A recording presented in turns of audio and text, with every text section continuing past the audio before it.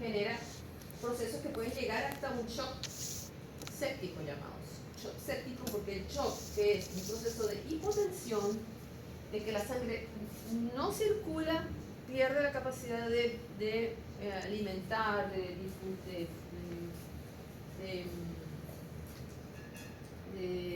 perfundir a los órganos vitales.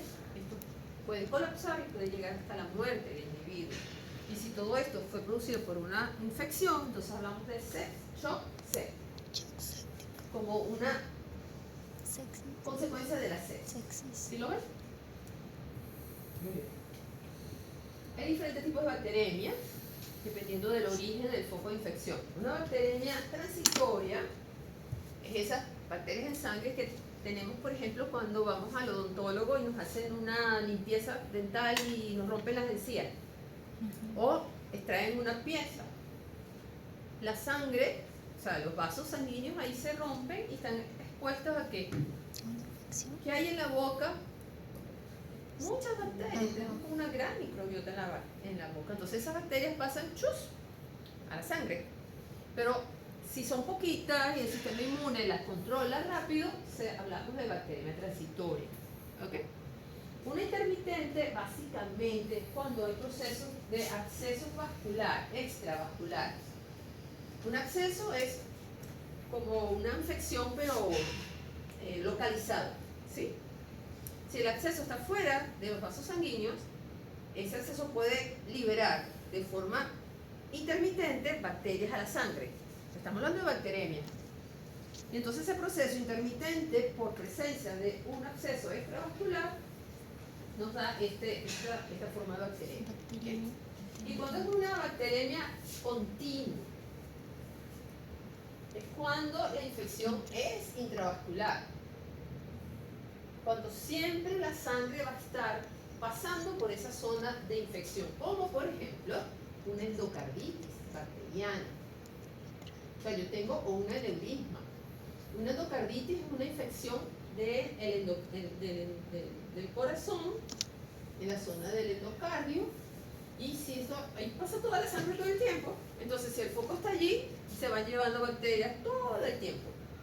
Por eso se llama continua. ¿Sí lo ven? Bueno, después lo vuelven a leer y lo identifican. Miren los factores de riesgo a nivel hospitalario, de manejo de un paciente, que puede generar esta bacteria.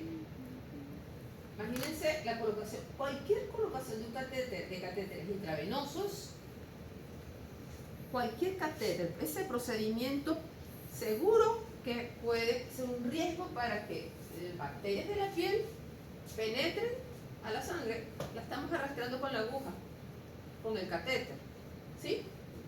Cuando se colocan sondas urinarias, igual, imagínate, estamos arrastrando la microbiota de la piel. En mujeres es peor porque tenemos toda esa zona, es una zona perianal, pero en hombres también. Entonces, es un riesgo estos procedimientos para la posibilidad de que haya algún traumatismo y haya bacterias que pasen a sangre. La presencia de abscesos, como hablamos, o de infecciones intraabdominales. Y las heridas quirúrgicas o las quemaduras, por supuesto. Ya vimos hoy la importancia del tegumento de la piel como barrera protectora. Si eso se rompe, las posibilidades de que una bacteria pase a sangre a través de esas heridas o de esa quemadura es muy alta. ¿Sí? Entonces las personas que hayan tenido cirugía, traumatismo, diabetes, insuficiencia renal, todo esto están a riesgo para presentar una bacteria. Esta tablita es interesante para que se vayan acostumbrando a los nombres de las bacterias. Estas son los causantes principales de sepsis, dependiendo del foco de infección. ¿Okay? Normalmente en gram positivas, los que principalmente se asocian a bacteremia es Staphylococcus aureus, Staphylococcus epidermidis, Enterococcus fecalis, y en los gram negativos Escherichia coli, Klebsiella. Y esto va a variar dependiendo de el área de infección. ¿Okay? ¿Lo ven? En terapias endovenosas, bueno, todos los catéteres, todo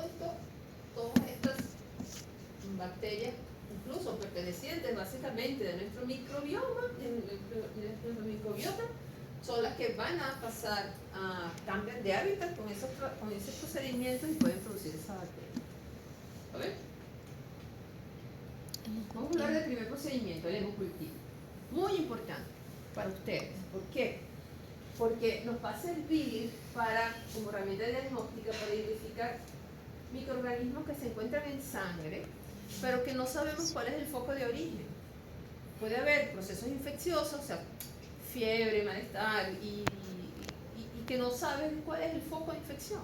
Pero como la sangre recorre todo el organismo y es como una autopista donde pasa todo por allí, ahí podemos pescar, tomar muestras, y pescar y tratar de agarrar allí el agente que está causando ese cuadro infeccioso, que se manifiesta con fiebre, con malestar y todo. ¿Okay? Es un procedimiento que tarda, manualmente puede tardar de 3 a 5 días, pero vale la pena porque se considera el gold estándar del diagnóstico para sepsis. Ya sabemos lo que es la sepsis, ¿no? Esa respuesta del organismo de forma del sistema inmune, básicamente, a un proceso infeccioso. ¿Qué significa eso de gold estándar?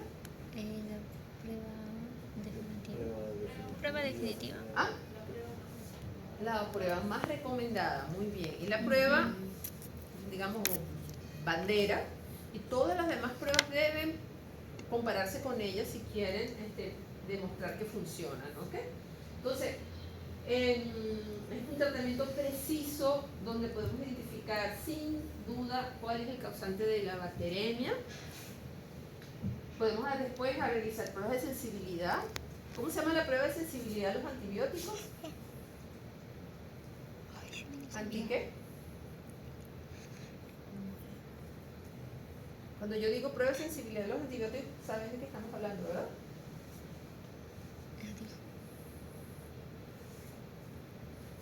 Wow, lo que yo siempre les he dicho que es lo más útil para ustedes, lo que siempre van a usar de laboratorio. ¿Qué es un antibiograma?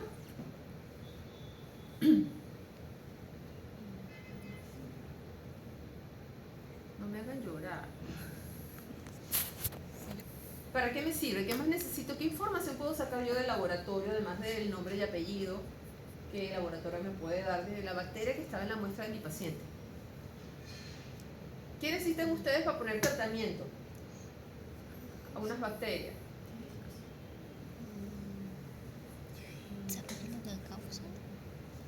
Es una infección bacteriana por Escherichia coli.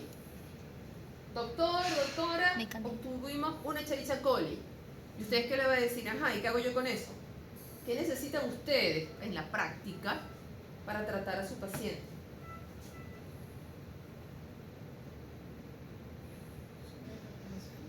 ¿Quién hizo seminario de Staphylococcus aureus? Nosotras. ¿Quién hizo seminario de Escherichia coli? ¿Cuál era el enfoque de su seminario? Resistencia bacteriana ¿a qué? ¿A qué es la resistencia bacteriana? ¿A la glucosa? ¿A la pepsicola? ¿Resistencia bacteriana a qué?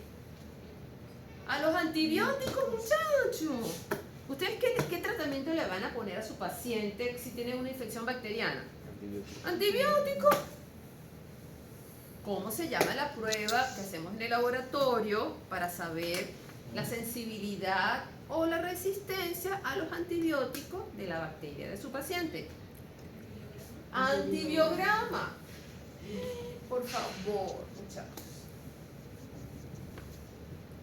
¿Sí se los he dicho o no? Claro, porque yo sé lo importante que es. O sea, yo como biólogo reconozco que todo el trabajo que hacemos nosotros en el laboratorio es para que ustedes puedan poner un tratamiento de antibiótico adecuado a su paciente. Si no, no tiene sentido todo este trabajo. ¿Ok? Listo, seguimos. Entonces, Lo siento. cuando vean esto, prueba de sensibilidad, Antibiograma. ¿a qué estamos hablando? Sensibilidad a los antibióticos. Y la técnica es antibiograma. Anótenlo por allí, completen su diapositiva. ¿Okay? Y con esta prueba de sensibilidad, guiar el tratamiento. ¿De qué? ¿Qué le van a poner pacientes? antibióticos, si es bacteria, por supuesto, ¿no? Los hemocultivos van a depender si el paciente es pediátrico, si es un adulto, si estamos tomando la muestra de un catéter central o un periférico. Tenemos que tomar en cuenta que tenemos que, sí o sí, las bacterias, recuerden que hay dos grupos de bacterias según su capacidad de usar el oxígeno, aerobios y anaerobios, y como no sabemos qué es lo que hay allí, tenemos que darle chance de que crezcan todas. Entonces tenemos que cultivar la sangre en ambiente aeróbico y en ambiente anaerobio también, ¿sí? Preguntas de examen, me encanta preguntarles eso en los exámenes. ¿En qué situación ustedes pedirían un hemocultivo a un paciente? ¿Ok? Eso puede ser un caso donde es evidente que tienen que pedir un hemocultivo. ¿Cuál es el caso? Cuando hay fiebre sin foco. Tienes un paciente que tiene fiebre, una fiebre recurrente y no sabe, no es digestivo, no es respiratorio, no tiene acceso evidentes, entonces usted ¿qué va a hacer? Va a mandar a hacer un hemocultivo porque a través de la sangre puede que recojamos allí, pesquemos al agente causal. Shock, ya sabemos lo que es shock, ese proceso después de la sepsis, sin causa aparente. Este tipo de infecciones complicadas, cuando hay procesos complicados que es difícil incluso de llegarle a la muestra.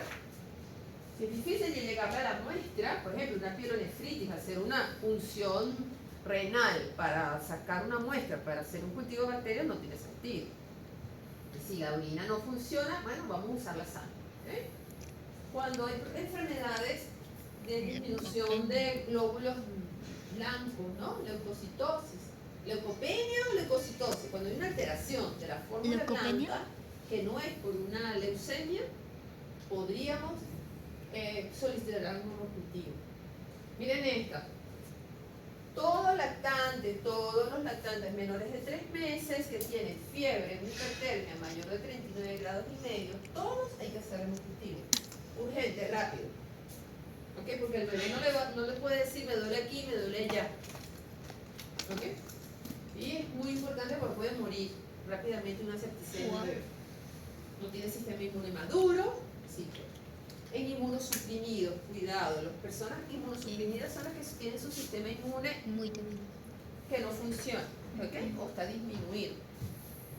Entonces una persona con un sistema inmune no deficiente y tiene un síndrome febril, importantísimo hacer un hemocultivo, ¿sí? Igual, un paciente que tiene un catéter venoso, que es una fuente de infección, si tiene fiebre, lo primero que hay que pensar es que por ahí fue una entrada de bacterias, ¿ok? Y si está justamente en la sangre, en un catéter venoso, lo más rápido es hacer un hemocultivo. ¿Ven la importancia de cada uno? Muy bien. Les prometo que les voy a poner una pregunta de esas en el examen. Sí, mejor. Hay que utilizar materiales, hay muchos materiales que usar porque hay que utilizar técnicas de asepsia y antisepsia. Porque este cultivo es muy rico porque es sangre, imagínate, le estamos dando sangre a todas esas bacterias y si nosotros en el procedimiento le agregamos bacterias, se nos daña la muestra y no sirve el procedimiento. Las técnicas de asepsia y antisepsia son sumamente importantes. Para ello, para los hemocultivos se utilizan medios de qué tipo. ¿Cómo ven esos medios? Líquidos. Muy bien. Estos medios pueden ser, el nombre del medio puede ser caldo Columbia, infusión cerebro-corazón, que es como este mismo es una infusión cerebro-corazón, caldo de pectona suplementado y se le agrega un anticoagulante. ¿Por qué? Porque la sangre del paciente la vamos a inocular directamente en la misma al lado de la cama. Es un medio, una siempre que hay que hacerla rápido. Entonces tomamos sangre completa y el anticoagulante va a permitir que la sangre no se coagule. ¿Okay? El hemocultivo tiene fase preanalítica, analítica y posanalítica. Su fase preanalítica, ¿qué hacemos? En las fases preanalíticas de todos los procedimientos, ¿qué es lo que hacemos en las fases preanalíticas? ¿Ok? ¿Y ya la tomaste? Es la toma de muestra, siempre. ¿Qué pusieron en el lado? Tiene que estar la toma de muestra en la etapa preanalítica. ¿Sí? La semana que viene podemos hablar de eso.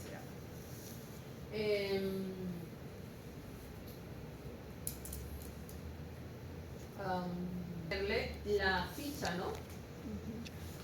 ¿Ok? ¿Dónde va la impresión diagnóstica de ustedes? Todo el tratamiento antibiótico previo y dónde es la muestra. No es lo mismo para el laboratorio el análisis de una muestra tomada de sangre venosa que de catéter. Porque si es de catéter es más fácil que esté contaminada. Entonces al momento de analizar la muestra, los resultados, esto es muy importante. ¿Okay? Aquí hay que preparar al paciente y pedirle colaboración porque a un adulto se le toman 2 muestras de sangre. Una en un brazo y otra en el otro brazo. Y hay que hacer todo un procedimiento de antisepsia muy delicado y hay que pedirle colaboración al paciente y explicarle porque es importante. El lavado de manos es sumamente importante para el procedimiento, aparte que van a usar guantes estériles, pero es muy importante porque todo el procedimiento no puede haber contaminación, puede pasar más de un 3% de contaminación. ¿Sí? ¿Alguna pregunta? ¿Estamos bien? Ahora, ¿en qué momento vamos a tomar esa muestra? Normalmente está asociado esas bacteriemias con fiebre, ¿ok? Porque como vimos, las bacterias están en sangre, el sistema de complementos las mira, se activan todos los procesos de inmunidad innata que vimos y van a producir factores que van a inducir la fiebre, ¿ok? Como respuesta del sistema inmune. Entonces, ¿en qué momento es lo ideal? Cuando el nivel de bacterias es más alto, hay más bacterias en sangre, se dispara la fiebre, entonces es un indicador. Cuando va a aumentar la fiebre es porque hay bacterias en sangre, que es lo que quiero rescatar.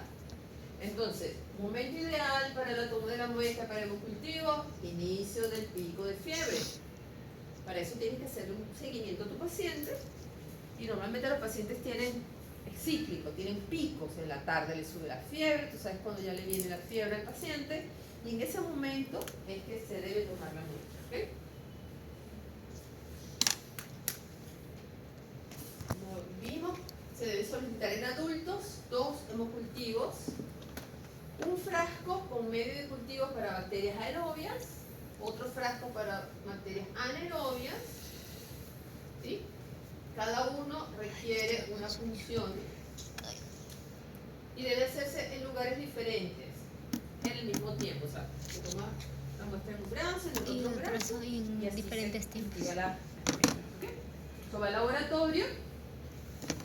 Bueno, aquí está toda la técnica. Debe tomarse la muestra con seguridad. Entonces vamos a tomar sangre, vamos a pinchar, mucho cuidado. En condiciones de asepsia y antisepsia. Cuando yo digo antisepsia, ¿a qué me refiero? Un concepto que ya hemos trabajado y que son sumamente importantes porque lo estamos aplicando. ¿Qué es eso de antisepsia?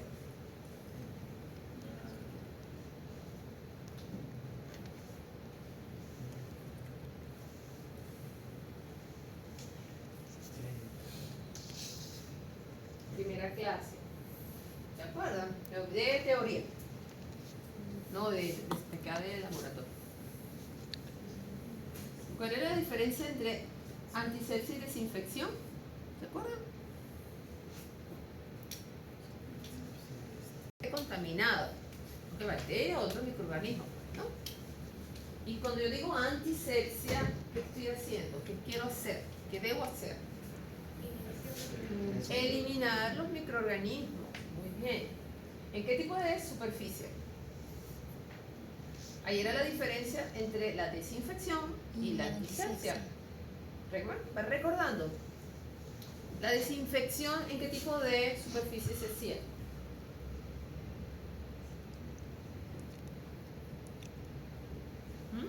Desinfección, lo que hacemos en nuestra casa normalmente. Nosotros vamos a limpiar nuestra casa y usamos procesos de antisepsia o de desinfección. Desinfección.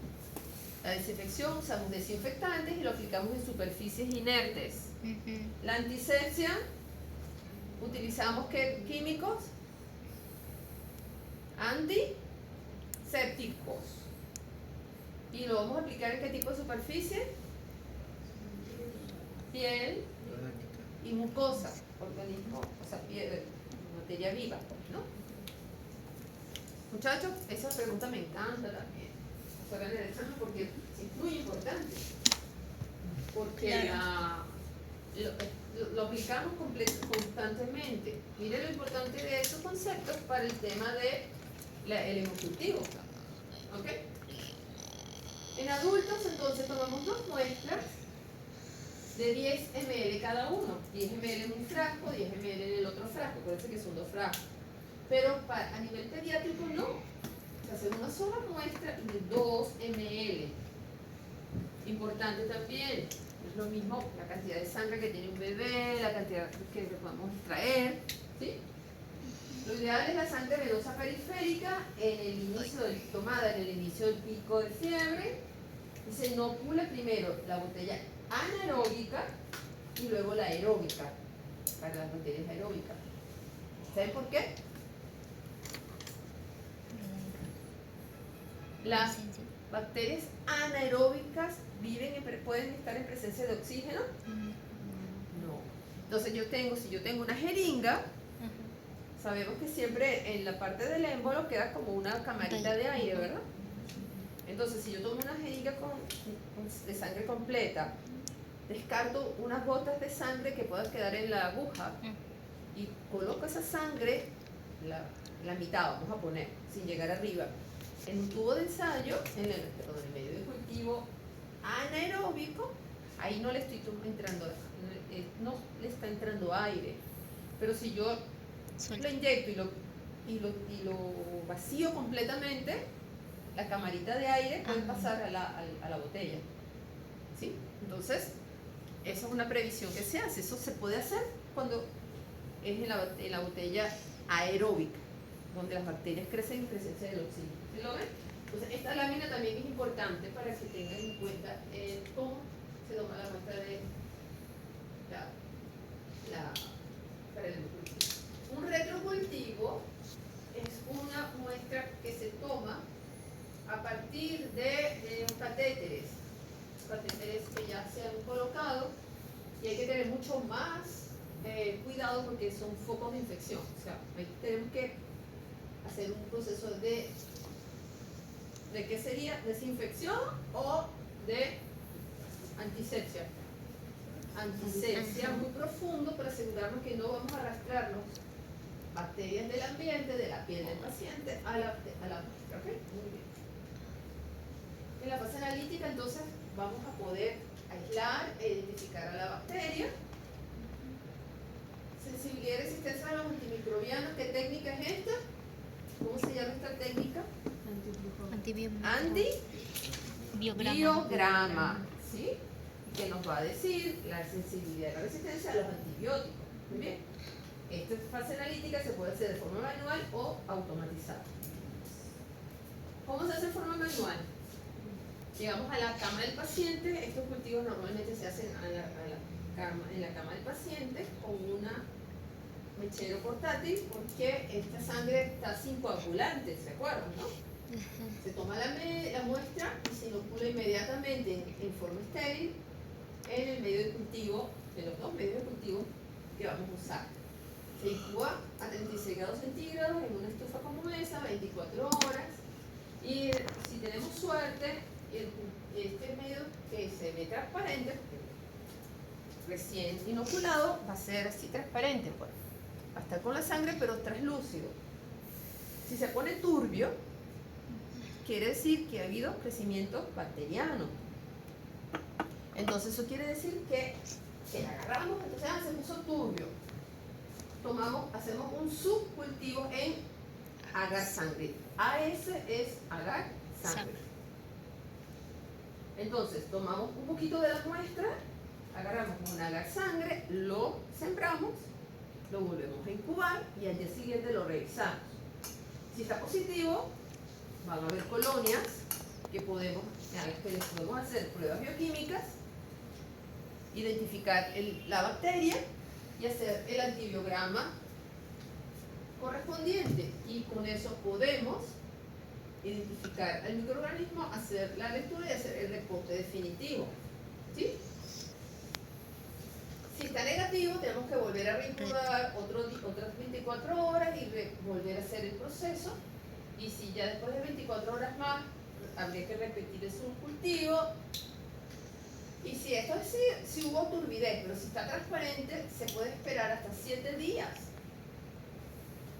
Y hacer lo que se llaman subcultivos a ciegas. O sea, aunque esté transparente, cultivarlo a ver si crece algo en el medio de cultivo. Ver si hay desarrollo bacteriano y si hay, entonces se termina de hacer el estudio y se reportan los resultados. ¿Ven que es complicado? Lleva tiempo, pero es muy valioso lo que se puede hacer aquí. Hay un ejemplo de los medios de cultivo. Aquí está este positivo, este está negativo, y hay un medio de cultivo que tiene una fase sólida y una fase líquida. Y a veces aquí ya se forman las colonitas y uno puede ver que ya está positivo. ¿Okay? El subcultivo, ¿qué quiere decir? Que tomamos un poquito de la muestra y lo sembramos en los medios para tener colonias aisladas, y con estas colonias aisladas hacer las pruebas bioquímicas y después hacer ¿qué? ¿Cómo se llama esto? Por ahí ustedes lo mostraron en su seminario. ¿Cómo se llama esta prueba? Tamizaje de BL. ¿Y cómo lo llamamos? ¿Tamizaje de qué? ¿Cómo lo llamaron ustedes? De BL. Eso es el antibiograma.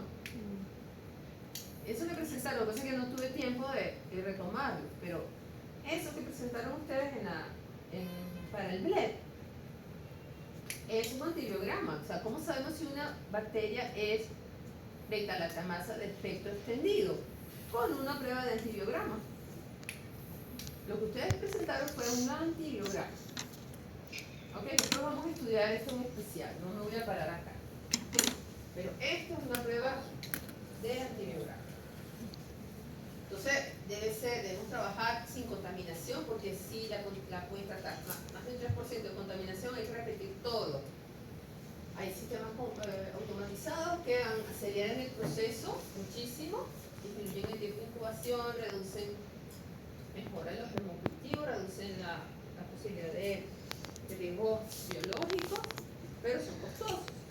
Muy pocos laboratorios tienen eso. ¿Sí? Bueno. También parte de la identificación de las bacterias por este medio clásico, podemos irnos a técnicas moleculares. Cuando hacemos técnicas moleculares, ¿qué estamos identificando? Cuando hacemos técnicas moleculares, ¿qué identificamos? ¿Ah? No. También lo vimos en clase. Están las pruebas, las vimos en la clase pasada, pruebas microbiológicas, pruebas de antígeno anticuerpo y pruebas moleculares. ¿Qué detectamos con las pruebas moleculares?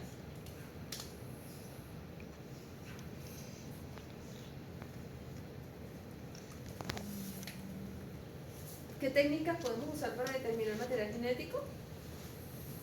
Técnicas moleculares. ¿Ah? PCR. ¿Sí? Western. Muy bien, entonces esta es una técnica de PCR que en una sola técnica puedo detectar todas estas bacterias gram positivas, todas estas bacterias gram negativas, estos hongos, incluso resistencias a antibióticos. Miren, eso es un aparatito, una tarjeta, y en 2 horas tengo ya ese resultado a partir de muestras de sangre. ¿Sí? ¿Será efectivo o no una técnica molecular? No me pregunte cuánto cuesta porque debe ser costoso, pero si es por eficiencia y rapidez, ¿sí? Esta es la tendencia de ustedes. Ustedes van a ser médicos de la biología molecular, porque ustedes tienen que, la tecnología va a avanzar hacia eso. Entonces va a ser más bien, puede generar un paro respiratorio en el paciente, ¿sí? El color incoloro es agua de roca, y tiene estas concentraciones normales de proteína y de glucosa, y nos van a ayudar como forma indirecta a ver si hay presencias de bacterias o no hay. Ahorita lo vamos a ver en una tabla. ¿Sí? Aquí nos van a hablar de las bacterias más frecuentes en infecciones del sistema nervioso central asociados con el grupo etario. ¿Ok? Un recién nacido se puede infectar, imagínate que pasa por el canal de parto y la madre se defecó durante el proceso de parto, ¿qué pasa? Entonces el bebé no se puede contaminar con la microbiota intestinal de la madre, ¿verdad? Y tener una meningitis por Escherichia coli. No es de él, es de su mamá. O una Klebsiella, ¿sí? Otra, cualquier enterobacteria, ¿sí? Un adulto ya es diferente, ya es más Neisseria meningitidis, una Streptococcus pneumoniae, ¿sí? ¿Cómo debería ser? Cuando llega una muestra de laboratorio de líquido cefalorraquídeo, lo primero que se hace es una observación macroscópica. ¿Qué quiere decir macroscópica? ¿Que la vemos con qué? Con los ojos, no lo vemos en microscopio, sino macroscópico. Entonces, ¿qué le vemos? El color, la turbidez, si está hemorrágico o no, y todo eso es una gran información que nos va a permitir tener. ¿Okay? Si está turbio, lo ideal es que sea así, agua de roca, ¿okay? Es lo típico, transparente y sin color, el líquido cefalorraquídeo. Si está purulento, nos está hablando de, o turbio, de un proceso inflamatorio o un proceso infeccioso. Si está hemorrágico, es que hay presencia de probablemente un traumatismo o una hemorragia. Y si está xantocrómico, que hay un sangrado en evolución y esa hemoglobina se está oxidando y está apareciendo de ese color así. ¿Okay? Esto sería lo normal y aquí habría un problema ya. ¿Sí? Se ve como turbio o xantocrómico, está como amarillito. ¿Okay? A ese líquido cefalorraquídeo se le pueden hacer todas estas coloraciones. ¿En qué etapa estamos dentro del análisis de las muestras?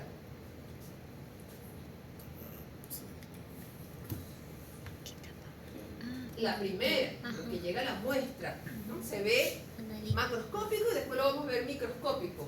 ¿Con qué? Usando coloración, observación de la muestra. ¿Ok? Podemos hacer un grano. ¿En qué momento podemos hacer una tinta china? Esto sería una imagen de una tinta china. Cuando sospechamos de qué? Una meningitis por, lo hemos hablado varias veces, por hongo, por un hongo levadura del Cryptococcus neoformans. ¿Se acuerdan? Lo vimos en la práctica y en la teoría. Para eso la tinta china, para ver este es un hongo que tiene una gran cápsula sobre un fondo negro, la podemos identificar. Cuando hay sospecha de una meningitis por Mycobacterium tuberculosis, ¿qué coloración pediríamos al laboratorio? Para las bacterias ácido alcohol resistentes.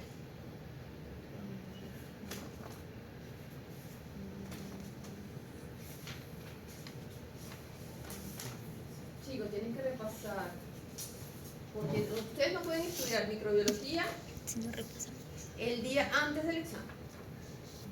Se los digo por experiencia. No pueden esperar al último ácido glicólico que repele el agua y no podemos usar GRAM. Ellas no se tiñen con GRAM, necesitan un procedimiento especial. Y si ustedes sospechan de una meningitis por Mycobacterium, tienen que decirlo porque el laboratorio no lo va a adivinar. La rutina es un GRAM y con el GRAM no lo van a ver. ¿Sí? Esto sería un GRAM. Aquí estarían viendo diplococos de Streptococcus pneumoniae en un líquido cefalorraquídeo en una meningitis por Streptococcus pneumoniae. Aquí se ve clarito en un grano. Estas serían células polimorfonucleares, ¿sí? Y también son indicadoras de proceso infeccioso, proceso inflamatorio. ¿Qué hacemos con un líquido cefalorraquídeo? Cuando llega al laboratorio se centrifuga. ¿Sabes lo que es una centrifugación? Eso sí. Es un equipo que genera una fuerza centrífuga y separa los componentes pesados hacia abajo y los livianos arriba. A eso lo llamamos sedimento, lo que queda abajo, y sobrenadante, lo que queda arriba. Y en el sedimento es el que utilizamos para hacer las tinciones, que pueden ser de GRAM, azul de metileno, y si sospechas Mycobacterias, hace Sil-Nielsen. Si sospechas de Cryptococcus neoformans, una tinta china. Pero ¿quién lo va a sospechar? ¿El de laboratorio? ¿Quién va a sospecharlo porque tiene la historia y los síntomas y signos y vio al paciente? El médico. Por eso es que ustedes tienen que saber eso, que hay técnicas diferentes en el laboratorio según lo que ustedes puedan sospechar. ¿Sí? Y con ese mismo sedimento vamos a hacer el cultivo en medios especiales, en los medios. Como sabemos que los microorganismos que producen infecciones del sistema nervioso son delicados, son muy sensibles, entonces usamos agar sangre, agar chocolate, medios enriquecidos. ¿Recuerdan? Lo vamos a ver otra vez. Si sospechas de Mycobacterium, esto no sirve, tiene que ser un medio especial. El logo está en Jensen, ya lo vamos a estudiar. Y si hemos visto un poco la forma en qué medio se cultivan los hongos, medio saburó.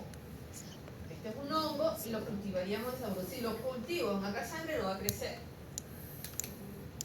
¿Okay? Y el sobrenadante podemos detectar la presencia de ¿qué significa AG? A nivel inmunológico. Todavía no lo hemos visto, pero antígenos, muy bien. Entonces, estas bacterias pueden liberar antígenos que quedan en el sobrenadante del líquido cefalorraquídeo y lo podemos determinar con pruebas de aglutinación, la aglutinación, técnicas que vamos a ver la semana próxima. ¿Sí? Entonces, estos cultivos se interpretan, se reportan los resultados en la fase analítica y ustedes toman decisiones de tratamiento. Aquí están los valores normales. Esto es el líquido cefalorraquídeo. Por ejemplo, la presencia de leucocitos es importantísimo. Si vemos polimorfonucleares en un líquido cefalorraquídeo y un consumo de glucosa, podemos decir que eso es, y las proteínas elevadas, eso es una infección bacteriana. ¿Sí? Pero si al revés, los polimorfonucleares bajan, tenemos más bien una leucopenia, y los virus no consumen glucosa, entonces tendríamos una glucosa normal y las proteínas menos disminuidas. Entonces, este análisis ayuda a orientar, tomando en cuenta los valores normales del líquido cefalorraquídeo, y nos orienta en qué tipo de infección estamos. ¿Sí? ¿Lo ven? Normales, el líquido pleural es un líquido que se va produciendo por exudación de la pleura para mantener como lubricado el espacio intercostal y los pulmones. Eso siempre está en movimiento, pero a veces hay derrames pleurales, hay un exceso de líquido pleural que hay que definir cuál es el origen de ese exceso de líquido, ¿no? De ese derrame. Los derrames pleurales pueden ser por exudación o por transsudación. Si es por exudación, este derrame pleural es esa acumulación patológica de líquido en este espacio pleural. Si es por exudación, probablemente puede ser por un proceso infeccioso. Pero si es por cirrosis, por insuficiencia cardíaca, por un síndrome nefrótico, este tipo exudativo. Y aquí, ustedes le pondrían antibióticos a un paciente si su derrame pleural es por insuficiencia cardíaca, ¿no? Entonces, este tipo de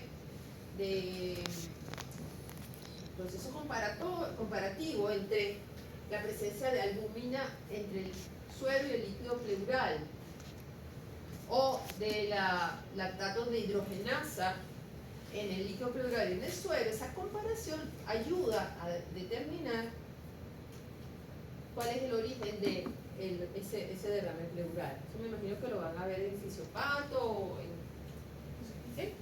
Pero aquí nos interesa esto, porque aquí nosotros en microbiología los queremos es ayudar a ver si ustedes van a poner antibióticos o no.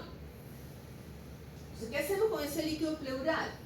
Primero, la observación macroscópica, que dijimos que era con los ojos, ¿no? Color, si está turbio. Después hacemos pruebas, podemos hacer pruebas bioquímicas, los niveles de glucosa, albúmina, proteína. Se pueden ver el Recuento. número de células, si hay leucocitos, en qué cantidad. Se pueden hacer función de gran cultivo. Todo esto es para considerar todo el cuadro, ¿ok? Todo esto se puede hacer con el líquido celular. En microbiología, realmente lo que vamos a ver es el aspecto macroscópico, función de gran y cultivo. Lo demás se hace en otras áreas.